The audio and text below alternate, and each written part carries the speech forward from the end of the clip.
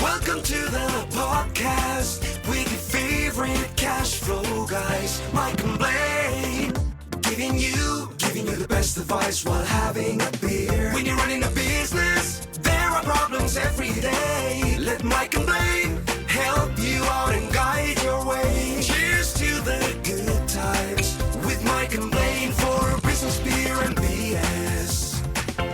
Hey, it's another episode of Mike and Blaine. I'm Mike Blaine, also known as Cashflow Mike. That is my friend and my partner. His name is Blaine Burch. He's the CEO and founder of Dry Run, the best cash flow forecasting software on the planet. What's up, man? Where'd you go? Oh, there you are. I've never seen that before. Riverside has a new surprise for me every week. Yeah. Hey, by the way, you know all the problems you were having with like LinkedIn and Facebook and all that. Did you hear today? Today is a headline. MySpace is going to make a comeback. I thought it was because of all the complaints about social media now. Right? Yeah, and I can't even remember MySpace that much, but did you have to go to somebody's wall and post on their wall, right? It wasn't like some massive feed that went through. I think you actually had to connect with a person and write them a message on their wall that was either public or private. I think I had a MySpace page for about 30 seconds. I honestly made it a billion years ago. Don't think I ever used it in the left. So yeah, I don't know. I just remember seeing something about the premise of they want to bring real connection back or something like this, which is still digital. So I don't know. But anyway, we'll see what comes of it. Yeah, but if it's one-to-one, like I can only talk to you. I can't just publish out there forever for everybody. Right? I think that's what it was. And the only reason I had one is because I hired a marketing person and she said, you need a MySpace page. And I said, what's a MySpace page? Like, who goes to a MySpace page for a bar? That's what I was thinking. Yeah. Who would do that? It's the same way we got our TikTok account. It's a TikTok account. Yeah, I ditched it. I ditched TikTok. Dude, you're not trying to teach cash flow to 14-year-olds. So I don't do TikTok. No. I think we have stuff automatically flowing there, but I haven't actually checked the account. So I don't know if anyone actually follows us there. It's just sort of out in the ether somewhere. Yeah. Doing its thing, whatever. That's all right. I can do Whatever it does. But yeah, it was so funny. So that kind of leads me to today, right? When all this stuff that we now know over the last, we'll say 14 years, 15 years, people are starting to go, hey, I'm going to unplug this for a second. I'm going to get offline, right? I'm going to go and do my own thing without you people for a second. So it's going to be a good topic. It is. And I find it really intriguing that you almost have to pay someone to do it, but I also get it because it's too easy. It's so easy. You've got device, one in my pocket. Like there's no shortage of devices, no shortage of screens, and no shortage of stuff that you always want to look at. So man, I get it. I can see it. I understand it, but I sure hope I never get to the point where I have to pay someone to disconnect me. All right. So don't give too much away. You haven't done the jingle yet. So, but hey, this is Mike and Blaine, Business, Beer, and BS. And this is where we talk about a lot of BS, which you just got a little bit of, but business, helping you build yours or understand others. And then 3, we talk a little bit about beer, right? Like, what are we drinking? Right? What you got? Exactly. What are you drinking today? So I think I had this one a little while ago. It's just, my fridge is getting a little dry. I actually have to do a beer run, but it is the Bent Stick 4:30 p.m. stout and late afternoon stout. It's dark, but it's still early. That's what's on the can. I love it. If you haven't been to Bent Stick in Edmonton, terrific place. It's right in Happy Beer Street area, right close to Monolith and all the other cool places. And why I like it, 4.5%. So it's kind of a Guinness level, lighter beer, even though it's nice, dark, rich stout. What do you got? Oh, it's super weird. Only because it's like, well, first of all, have you ever been tricked by the McRib? They bring it back. You're like going, oh yeah, McRib, I'm gonna go get one. Then you buy one and you taste it and it's terrible. Yes, but I will say that it's been I bet you 20 years, because I will say the last time it still sticks in my brain that that was really gross. So I haven't had one for a long time. Just my opinion. Some people love it. I did not. That was Okay, so this is the one. This is a beer that I go by all the time, and I'm like going, I'd like to try it, but I'm scared. Right? It's one of those, right? That you're like going, oh, should I try it? I don't know, but there's something about it. And in St. Louis, where I was, we used to have what's called a pickleback. You know what I mean by that? not a clue. No. All right, it's when you take a shot, but then they give you a second shot of like pickle juice. Oh, gross. Okay. Ugh. Right? But it was really good. I actually like, a little bit of pickle juice. So this beer has been tempting my ass for about 5 years, saying, I bet you won't buy me. I bet you won't try it. I bet you won't do it. So Nice. I'm going to have Donna's pickle beer just so I can get it out of my headspace every time I Out of walk your by system. it. I got to say, I love the can. It feels like Yeah, 1975 to me. Like, I love it. It just so, that's a beautiful can. Just a cool feel to it. Hey, their tagline is you'll relish every sip. Oh, that even makes it better. I would not be able to turn that down either. That is just Oh my God. way too awesome. So there I am. It's either going to be the best thing and it's just going to satisfy every craving I thought I've had, or I'm going to go, damn it, I got McRibbed. Yeah. Once again. I think it's going to be good. I think it'll be like having a beer and some dill pickle chips all at the same time. There you go. And I don't like those. It's so weird. You're in trouble. You're in trouble. I love dill pickle chips. Okay, so I will make fun of you for having beer with pickle juice, but I shouldn't make too much fun, because up in Canada here, it's really common to go into a bar and say, I'll have a beer with a side of clam. And do you know what that is? Yeah, clamatos, of course. I mean, they do it down here. Yeah. Oh, do they? Because there's areas in the States that I know they look at you like you are weird. So I didn't know that was some states had it. Okay. They even have it in the can. Budweiser has it in the can down here. Really? Okay. Yeah. Is that a fairly new thing? Because it is a very long, it's been around Canada for decades. Like, it's a thing here. I don't know about decades, but I can say decade. Probably. Oh, okay. decade. Okay. Yeah. Okay. Well, I thought it was just a uniquely Canadian weirdness, but I guess now, there's not. a lot that's up there that's weird and Canadian, but It's true. that's not one of them. But that's not one of them. Okay. Well, I learn something new every day. I know it's not big in all the states, that's for sure. But I don't like it. I don't like, the Clamato. I don't think it's very good in a beer, actually. I've had a beer before, but that was 30, 40 years ago. Maybe not 40. Maybe actually that might be a little illegal, but it's been a long time since I've had a beer with Clamato juice, and probably only had it once. Yeah. The old guys, when I ran the bars, the old guys would come in and want tomato juice in their beer, and they call it like a bloody something else. I don't know if it's bloody bull or I don't think it was bull or something else. Also doesn't seem appetizing at all to me. Yeah, but I think they came in early, like for breakfast. Okay. So it's almost like a what the hell is that called? Bloody Mary.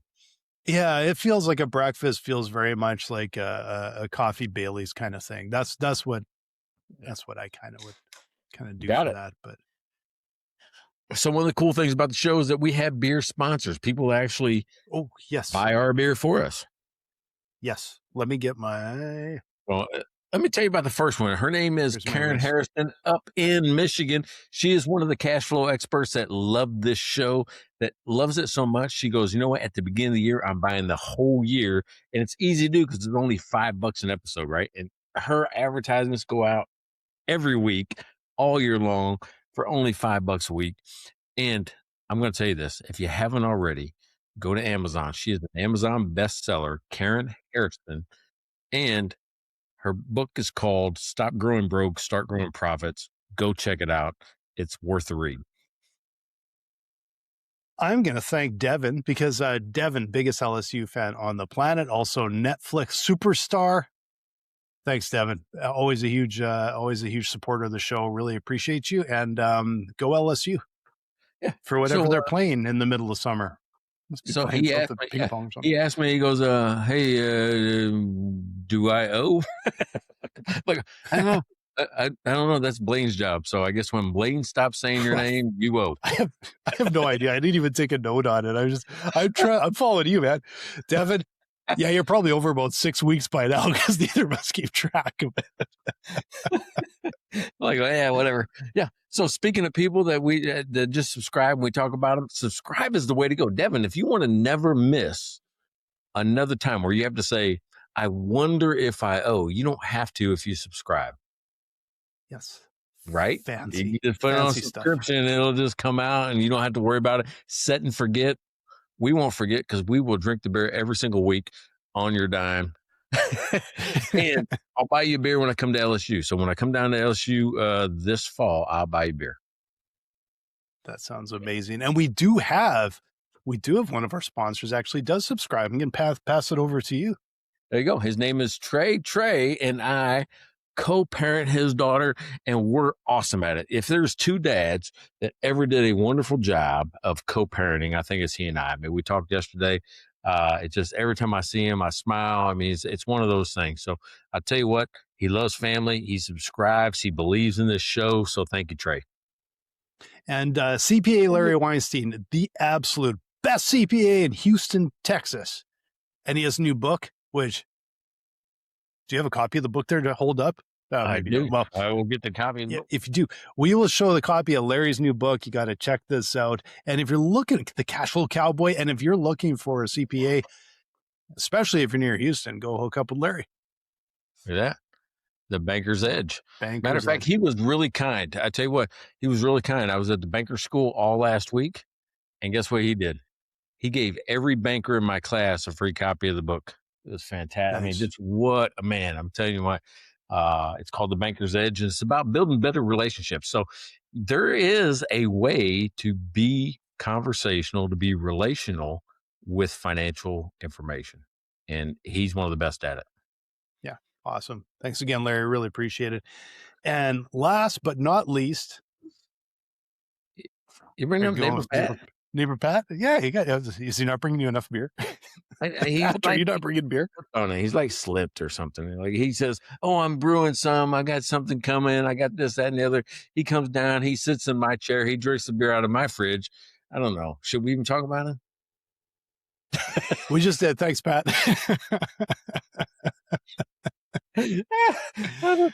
No, thank you, Pat. Appreciate you, buddy. I'm just messing with you. I hadn't seen him, right? I'm calling him up like, going, "Hey, dude, I ain't seen you in like 2 or 3 weeks." He goes, "You've been traveling." I'm like, "Oh yeah, I forgot about that part." But yeah, so he came down. We sat out in the driveway. Didn't play cornhole, but we did catch up like two old boys will do, and yeah, it was good. Good night. Nice. So now we're actually going to get into the topic for today. And before we find out where you came up with this idea, I am going to play your jingle because you always make a jingle up for us. And this is what we're talking about today. Buzz, scroll, there goes the night. Doing a concert instead of watching it live. Lock up the phone and pick up a beer. It's Mike and Blaine. Are you still here? Business, beer, and BS.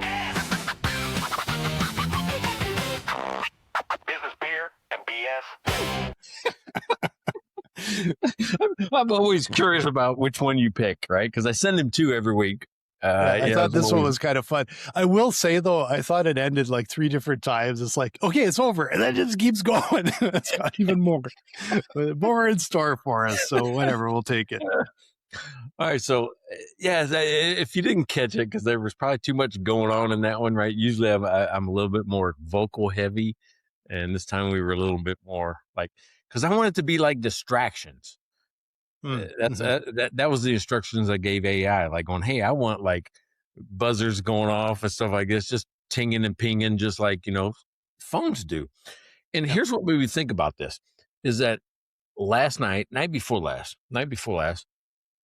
Mallory and Courtney bought this card game, and it's like 3 sections. It's like reflections, collections, and something else. All right. There's 3 categories of cards.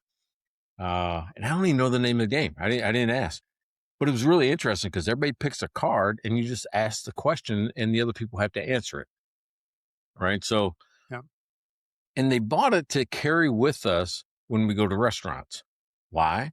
Because they want to put away the phone so we're actually talking to each other. And these are deep questions. They're like going, what's something I wish I understood about you more, or those type of things, or you understood about me more, those type. Yeah. So it's like, wow, that is not only important but impressive. That's what as a family group we're trying to do right now. Mhm. So I just kind of said, is this kind of normal? And then I don't know what it was. I said it out loud, and Jeff Bezos threw it on, threw it on Alexa, and then Mark Zuckerberg threw it on, Facebook. And I've seen it everywhere where people were actually going to places or experiences and paying to have their phone taken away.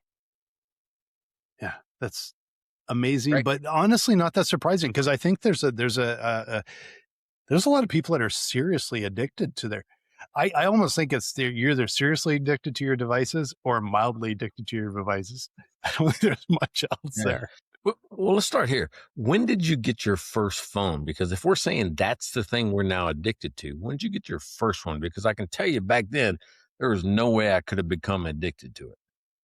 Oh yeah, no, the first phone, it was a Nokia, and it was like a big one that was actually in the giant leather case because it had to be. It was almost like what people would have around their house. Well, I don't even know, do people have those anymore? It was a Nokia. I think it was probably 1996. I'm guessing that was our first mobile phone. Not something you'd ever get addicted to. It didn't do anything. You just phone. And then, moving through like Trio. I don't know if you guys remember Palm Trio. That was the first smart device, but it wasn't very smart. And then like, BlackBerry, I had Blackberries for a while. And I don't think it was all pretty easy to put down until the iPhone. And the iPhone changed things because suddenly you had a web browser and you had apps and you had games and you had all this other stuff. Legit games, like not the little sneaky thing, like legit stuff. And now it's a full computer.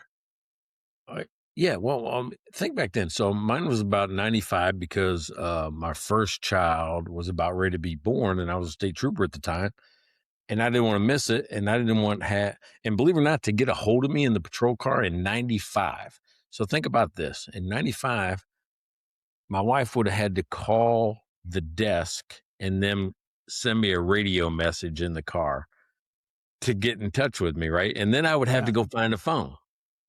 Oh, So man. Yeah. think about, hey, and I thought I had it bad then. Then you read stories about state troopers like in the 50s where they had businesses around town. Whereas if they needed to say something not on the radio, the radio dispatchers would go, hey, we need to talk to you. And they would go into a business and use the phone at the business. Because it was kind of open to the public because it was just like CB radio or whatever, right? Yeah. Oh, yeah. weird. Yeah. So I'm like, okay, so I didn't have it that bad where I had to go find a phone, like in a business to just learn regular stuff. But so we got a bag phone, right? Just, I don't even know what model it was or anything like that. It was just a small bag, had the handle on it. You could carry in and out, plug it into the car cigarette lighter, right? Car cigarette lighter. So that's what you plugged it into. And you got charged by the minute. One of the best ways to keep people off the phone is charge them by the minute. Right? And it was a crazy amount. It was like 30 cents or something, 25 or 30 cents a minute or something crazy. And then all of a sudden they went to free nights and weekends. I'm like, oh, well, I'll just call you later. Call you tomorrow on Saturday. And that made it better. But when we switched to smartphones, there was a data usage, right? Remember that? Oh, yeah. There was a limiting factor of how much phone you could use. And when that went away, people got addicted. Yeah. As soon as you took away, the most discriminating factor in the world, money, it became addictive. Yeah. Yeah. It's hard to believe how much the world has changed in the last. I'm trying to think of when did the iPhone come out, and when, like you said, like the price on data and that was probably the big one where it actually came down and you could use your phone almost anywhere all the time. that's probably in the last 10 years. Do you think? Maybe a little longer. It may be a little bit longer than that because I was still at Finnegraph in Seattle when you had unlimited plans. They were expensive. Yeah. Don't get me Yep. wrong, but for me, I'm like, I'd rather pay a fixed amount that's a little Yep. higher for me today than not know, right? Yeah. So yeah, you're probably right. I'm trying, when did I have my first iPhone? Was it 2007 when they came out? 8, 9, 8, 7? I can't remember now. Yeah. No idea. It was a little while after that. But yeah, you're right. Like if it was 2010 even, then you're actually looking at like 15, 16 years already. Like that's a long time. But it's changed dramatically. Like we've talked about how much culturally everything has changed, but has anything changed culture more than the mobile phone? I don't think in my lifetime, I mean, the Walkman could be as close, right? Because it exploded on the scene, like everybody had a Walkman just because I wanted to hear music. And back then, I didn't want to carry a boombox on my shoulder. Yeah. It was cooler to have this because I wanted to skateboard. I wanted to ride bikes. I wanted to do that. And it was easier to have a Walkman on in the 80s. Yeah, I don't think it would have nearly the impact as a phone, like as a device where people are glued to them 24 hours a day. So it feels like, I know they're not, but like they're on there all the time and you're inundated with information. At least a Walkman was music. And Yeah. you wouldn't really do that like all day, all night. I don't think it was massively transformative for its time. But I think this has had a much bigger impact, a much more like compounding impact on people. Yeah. So that leads me to believe like you see it all the time. You can't go into a public space right now and look around and there isn't at least one person at a table looking at a phone. Oh yeah. Yeah. Right. For sure. It just, and we were in Boulder all last week and everywhere we went, I think Courtney and I were the only two people talking when everybody else would be sitting together and on their phone. Now, that's not to say we don't get our phone because I don't know what it is. We are in the position in life where we can never say, I don't know. I asked her a question. She asked me a question. One of us just looks it up and goes, oh, well, here it is. And there's something about that drive to like going just to know the answer, even if it's something dumb, like how tall is so-and-so? That's the dumbest question to ever ask. Why would I care to know how tall, we'll say Ryan Gosling is? Why would I care? Maybe you're drafting for your community basketball team and you want someone with a little bit of height. I don't know. I don't even know how tall he is. I don't think in my childhood I would have asked that question, but now all of a sudden I'm 50. I'm like, well, you see these guys. Now, how tall is he? I will say that in my childhood, it would have been really handy because probably once a week, the conversation would come up with how tall somebody is and how much they weighed because it was either the new centerman, right winger, left winger, defense. Yeah. Hockey. Yeah. Hockey. You drafted a kid. How tall is he? How big was he? You always wanted to know that stuff, So it would have been handy for that stuff. Just a direct pipeline to hockey stats, I think would have been pretty cool. All right. So I'm not at this point yet, but I've had some things where it's been really interesting. And I'm like, I could see why somebody would do it, which means walk into a business. And when you walk in to pay them to do whatever, I don't care if it's, a restaurant, a bar, a comedy club, a concert, you agree to put your phone in a bag or a box and then come get it later or get it out later. And I'm like we're at the point where being unplugged is a luxury. People are paying for that privilege of not having the phone. That's how addictive it is that people would pay to not use it. Now, how do you self-manage or monitor? Like, what's your personality with it? Because I think some people are more like can't stop kind of thing, right? Um, I've been in and out. I think there's some addiction to it. And I think that there's times when I leave it in another room and I don't even know where it is. Right. Yeah. Right. So I think there's a little, and so I think the closer it is to me, the more likely it is I'll grab it. Yeah. And it has such a habit, right? yeah. Now, I mean, here, look, I don't know if you can see it or not. I just hold it on this.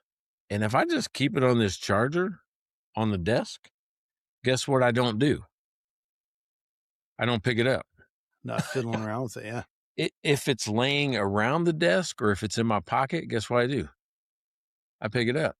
So to me, to self-moderate, I think keeping it on the charger kind of away from me, I'm less likely to pick it up. Now, some people watching this video go, yeah, dumbass, you're sitting in front of a big a big phone computer, right? Monitors everywhere here. So you don't need that little one. You can do everything you have. But that's not true about the little games I love to play, right? Because Courtney will put on a show that I'm really not interested in, but I like spending time with her in the same room. I'll pick it up and play a little game. She's watching a show I don't like. And, well, she goes, I've never seen a 50-some-year-old man play games on the phone before. And now every time we go out, I'm like, oh, well, look at that guy. He's playing a game. There's another one, 50-some-year-old. There's another one, 60-some-year-old. Apparently everybody does it. Yeah. So I've been, when I notice, suddenly I'll take notice of, man, I think I've been on this thing too long. And then I try and sort of self-moderate. Like I don't have any sounds on my phone.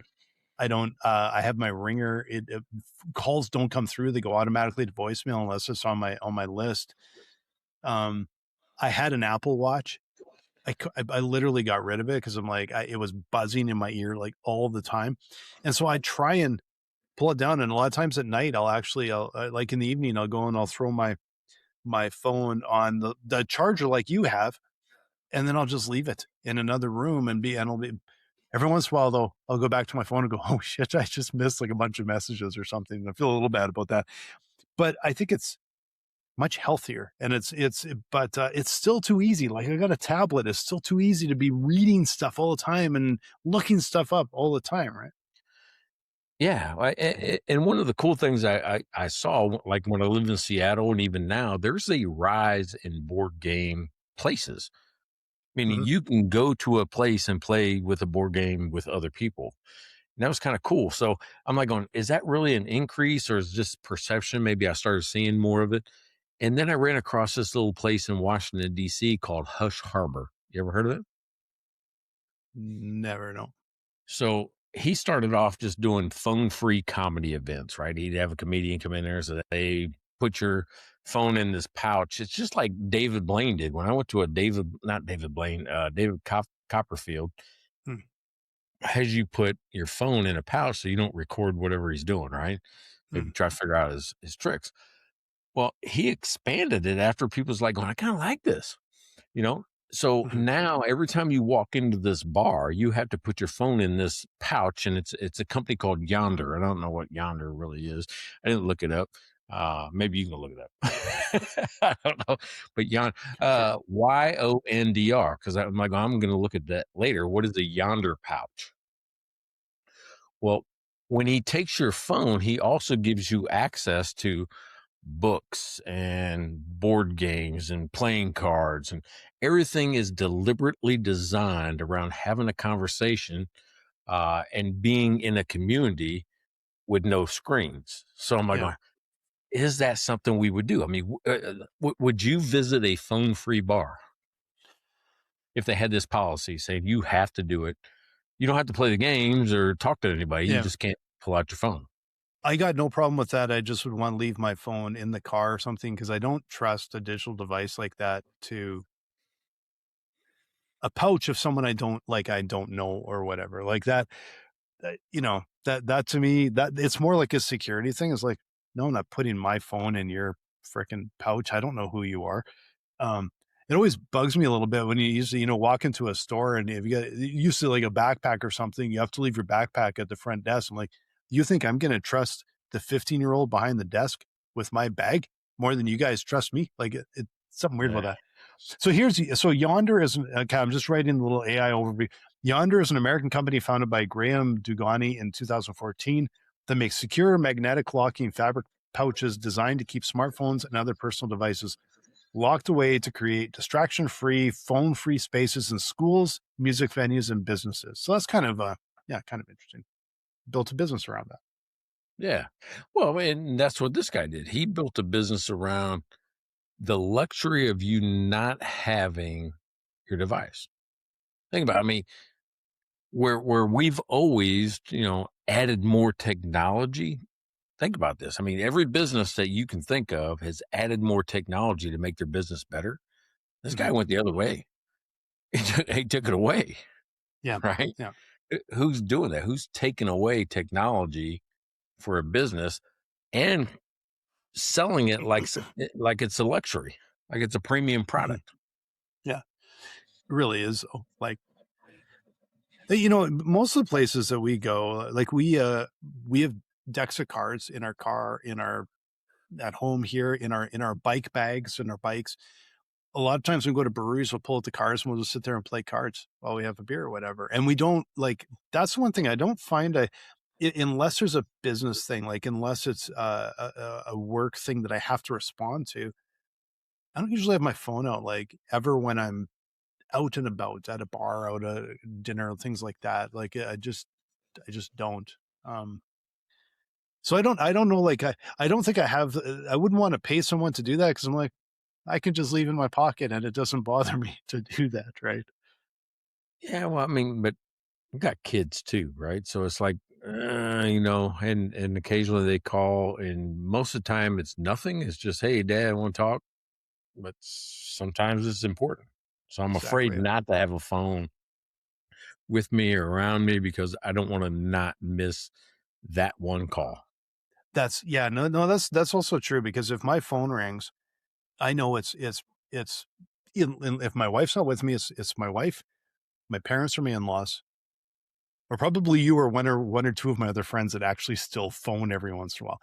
That's it. So if my phone rings, I check what it is, because I'm like, most of it goes directly to voicemail, and then I want to check because I got to make sure, like, nobody needs to handle anything or there's nothing wrong, right? So that yeah. What's funny is that a lot of my friends say that. I said, dude, you're still about the only one that ever calls me. Yeah. You and like two other friends of mine phone. Yeah, that's about it. There's maybe three people that call me besides my kids or Courtney. That's it. Other than that, I don't even answer the phone anymore. Yeah, no, neither do I. It's just blocks everything. But I do appreciate it when you phone, because it's kind of like a novelty, and it's much appreciated. So yeah, but you and I something we've lost. Yeah. You and I grew up that way. I'm like, going, I'll just call him. Matter of fact, Courtney already knows when I get an itch to call somebody. She's like, oh, don't call him right now. I'm like, all I did was pick up the phone because we said somebody's name, and she knows if I said somebody's name, I'm probably thinking about them. And the next thing I'm going to do is what? I'm going to call them. I ain't talked to them in a while. Yeah. I've got some friends that I call every birthday. Even if I haven't talked to them all year, I call every birthday just to say happy birthday. I'm like going, hey, you probably got a bunch of people on Facebook. You probably got a bunch of people texting you. I wanted you to hear it. Yeah. It's a good idea. That's a good, I may have to add that to my, but I got to remember to do that. It's not in my, it's hard. Not in my DNA or whatever. I got to remember to do that. But and I'm a fan of FaceTime though. I got to tell you, I'm a big fan of FaceTime now. I'm more likely to FaceTime than phone. Yeah. It's changed because we're on video all the time. So I actually like FaceTime as well. Like when we're down in Arizona for the winter, we FaceTime, mostly the parents and in-laws and that. We FaceTime because it's really nice to be able to talk and see people, and sometimes with them as you see the top of their head or the side of their face or something, but it's still kind of nice. Yeah, so we would have to ask the other Mike Blaine, because he almost never answers his phone. Right? He'll text us dumb stuff all the time, but he never answers his phone. Yeah, we do get a lot of texts. He's a texter, right? He's a super texter. I mean, he's like a Yeah. super hyper. I don't know what you even call it, but super spreader texter. I don't know. Elite, maybe. I don't know. A prolific texter. But we have I to am ask not. him, all right? So, because I ran across, and it's been a little while since, but Chick-fil-A, the fast food. Yep. Chick-fil-A, right? They did 2 experiments, 2 challenges, and they called it the cell phone coop challenge. And what they were doing was, when you came in, they were having so much just problems with just things inside, and Chick-fil-A does things differently anyway. But if you put your phone in this pouch and silenced your phone right during it, and ate your meal, at the end of your meal, they gave you a free ice cream cone. So Nice. that's the thing is for me, I'm like going, would you do that for a bribe? As a bribe, right? As a bribe. Like going, if you do this, I'll give you free ice cream. That's a really cheap thing for them to do, but I think it might create a better environment. Better environment and more memories for the people going there, and then there's more likely maybe to come back. So it's that's interesting because because there are businesses like restaurants, of course, don't want people on their phones. The breweries that we always go to, it's much more casual, but you still want activity, people visiting and hanging out and laughing and all of that. I don't know. I think there's some businesses that are probably hurt by people on their phones more than others. On the other side, if you're going to Home Depot and I'm looking for a part on something and I can go into my phone and find it, I'm more likely to buy. So there's some that actually benefit if you're on your phone. Yeah, but think about with Chick-fil-A. I imagine families going there. They got all these kids, those type of things. Everybody's on phones. I think it's almost a behavioral change for the family. Like if we go there, it almost forces us to change our behavior, to talk as a family, to teach kids how to behave without a screen. And in return, they get a reward. Yeah. Well, maybe it's a forcing mechanism for behavioral change. And it's also a reason to keep your old phones. Because they just walk in and it's like, here, dump 4 or 5 old phones into the bag. Yeah. No, those are our phones. And sit at the table and surf the whole time and then go back and get your free ice cream.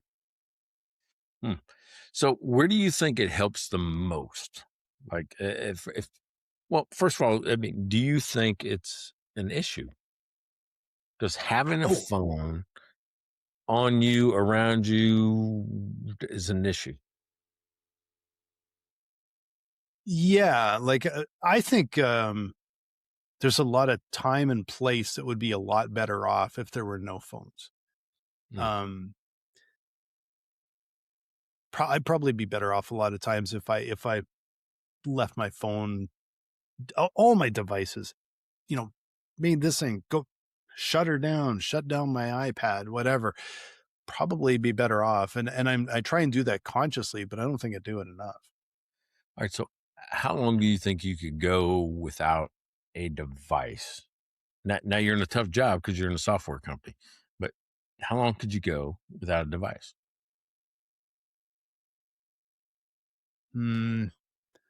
Like, I actually think I could I could go from probably like Friday night to Monday morning, but during the week I can't.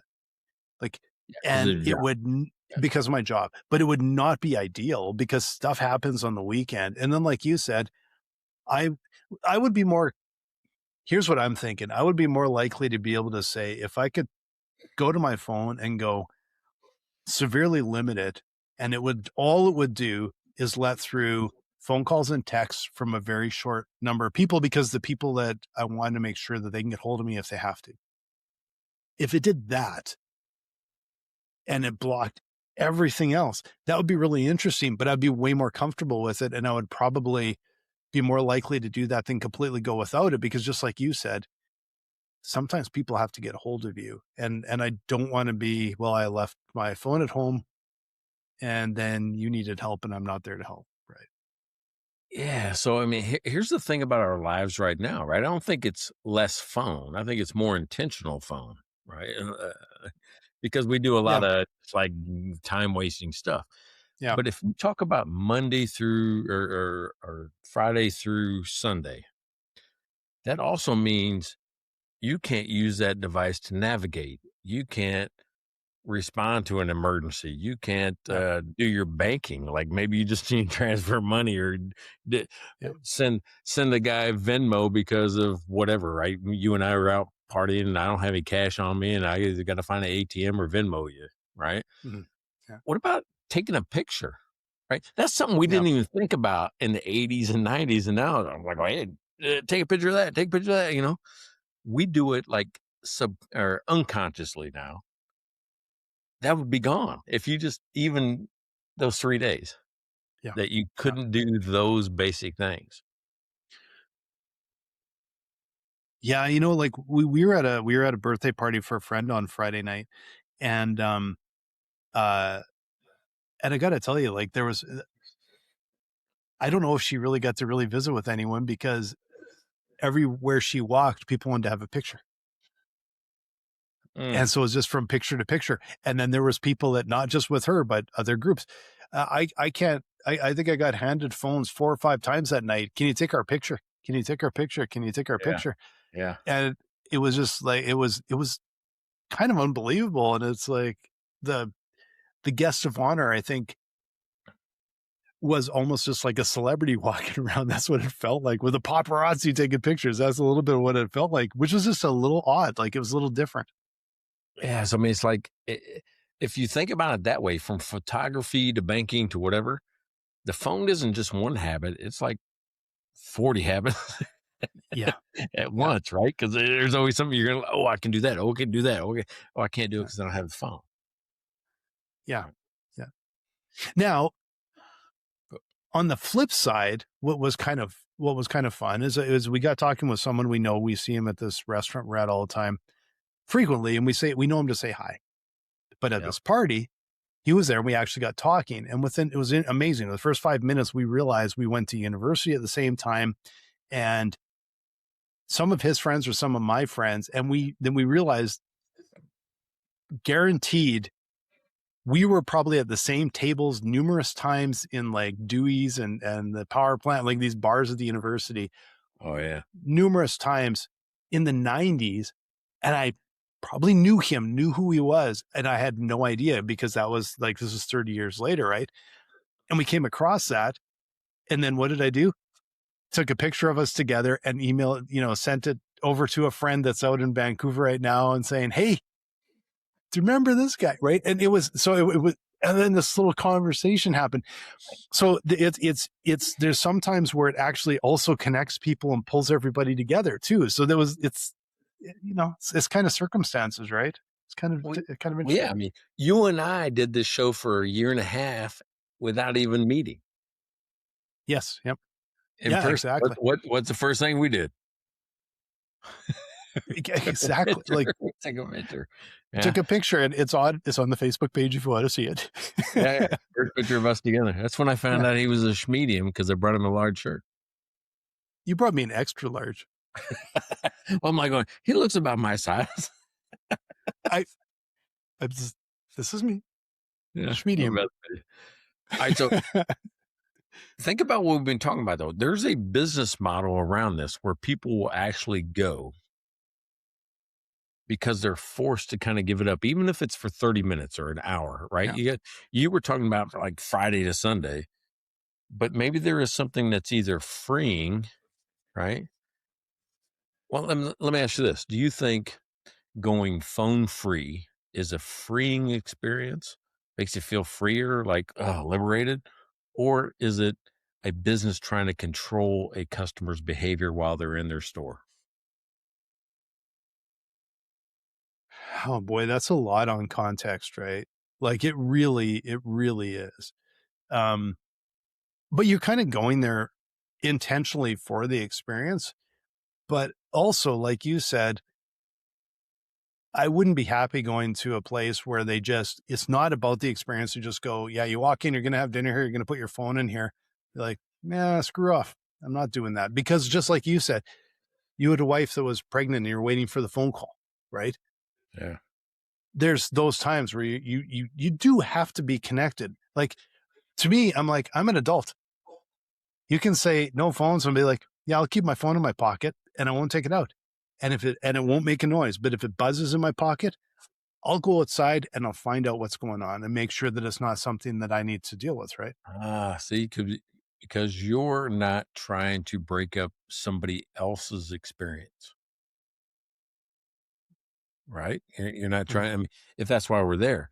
So I'm thinking if a business makes that choice, say, I want to go phone free in my establishment, I don't think they start that policy with, how can we ban phones? I want to say, what part of the customer experience does the phone damage? And if you feel obligated to go outside, it's because you know you're damaging somebody else's experience about not having the phone. Yeah, and I think there was a time where people would naturally do that, and I don't think that's here anymore. Oh. But I think there was a time where, more often than not, like I said, ring or off, or if it does ring, you're stepping outside, and I don't think that happens much anymore. We were in Omaha, and there was, I bet, 15 people on the street.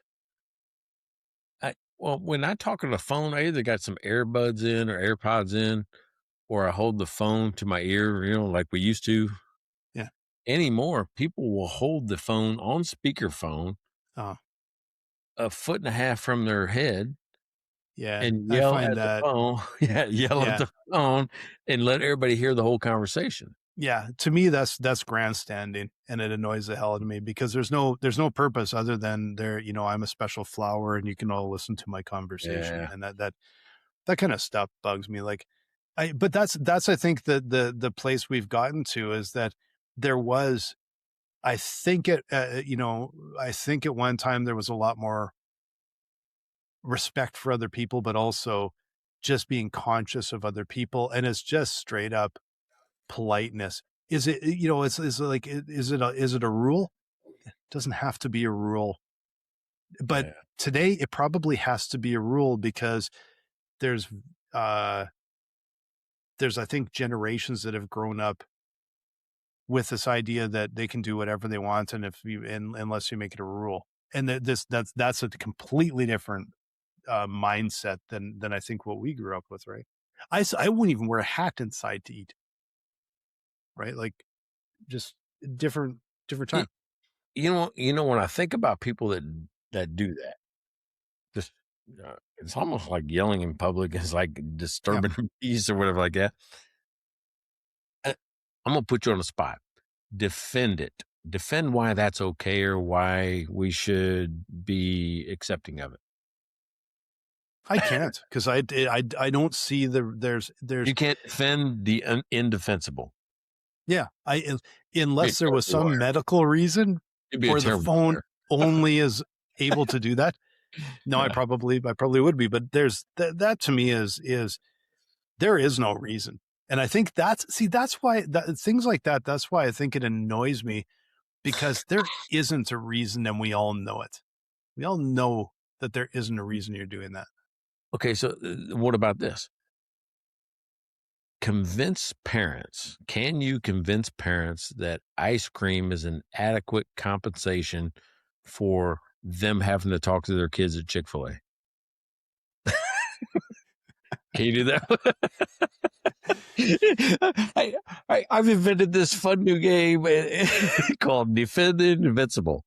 How do you convince a parent that, like, they should get ice cream if they have to talk to you?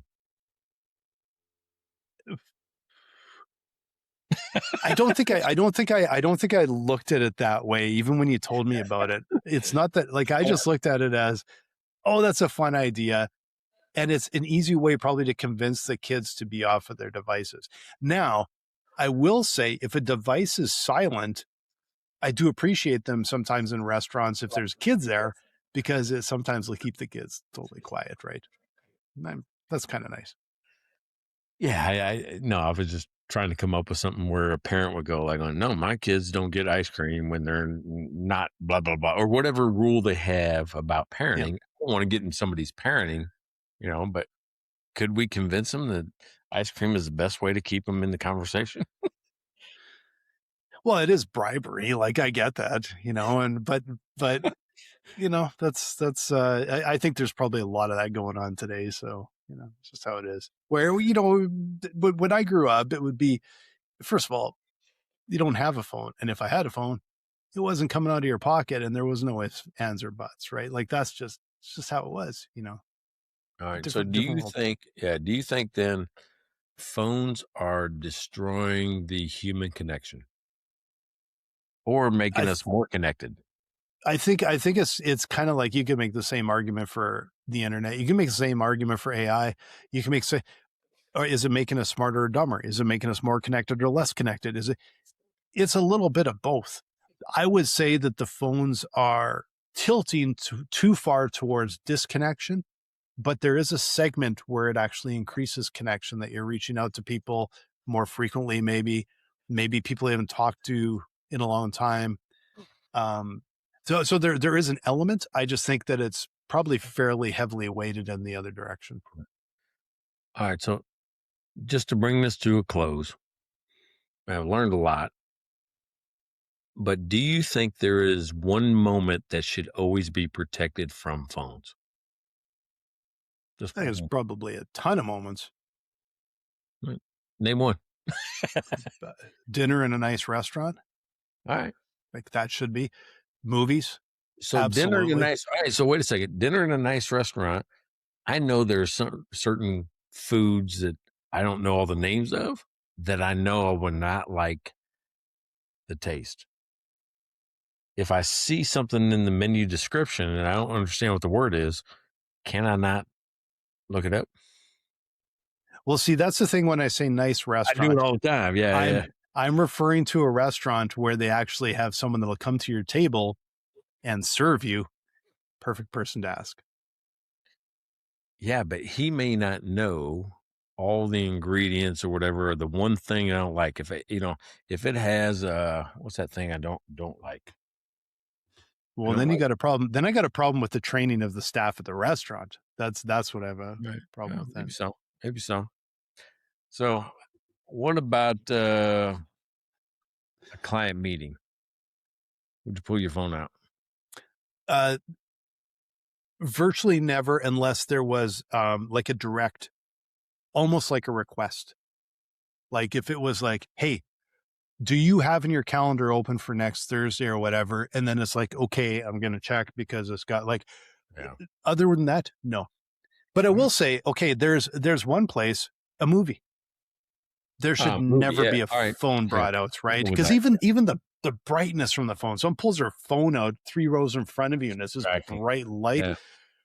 Yeah. There's never a reason. I would love to see movie theaters like have a way to literally just block it. If you don't like that, don't go to a movie, because that one's really bothers me. Yeah. So I haven't been to a movie in a long time, but I'm the type of guy now, if I'm watching something here at the house, I'm like going, where else do I know them from?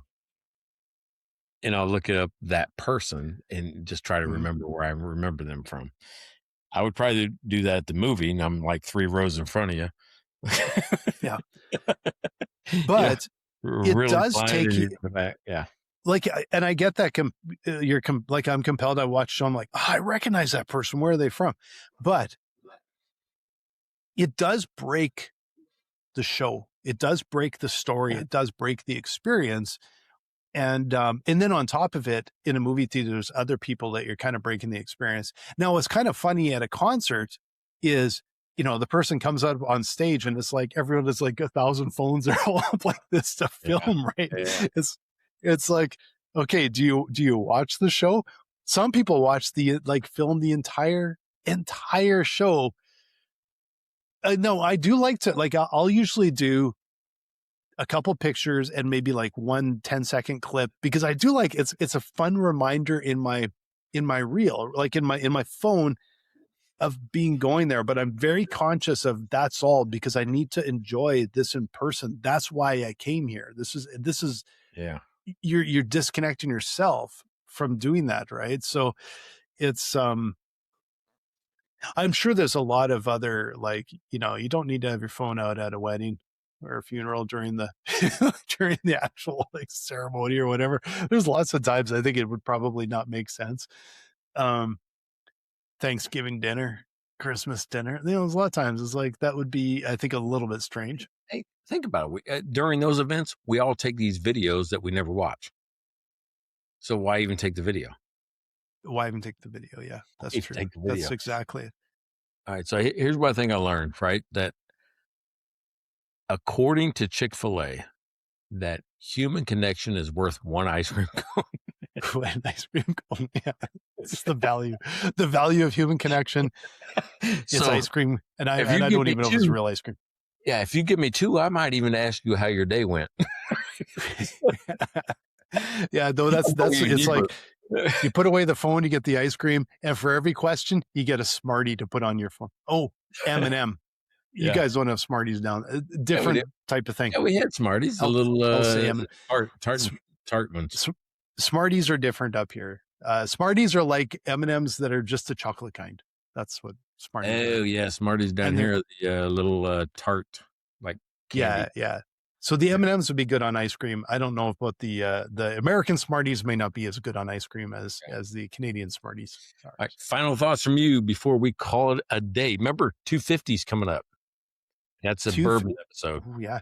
That's the it's the whiskey episode because I'll be drinking scotch that episode. So All right. I'm just Whiskey. tiny adjustment there. I don't even know if I have bourbon. Oh, I do. I got some Russells here, I think. All right, we'll do forgot I had whiskey. that. Yeah, we'll open it up to whiskey. It will be the whiskey episode, and you can do bourbon, and I will do nice scotch, and you might want to tune in for that one because it's Just know always that an exciting every one. time we get in trouble, or I do. I get in trouble because I leave that door after a whiskey episode, and then I fumble through the rest of the day. It's guaranteed to be possibly off the rails a little bit. So make sure you join us for that one. But we did learn this one. We're just calling the whiskey episode. It was, I think it was maybe 100 was the beer and whiskey episode. that was maybe not the best plan. Oh yeah. Let's just keep it at whiskey.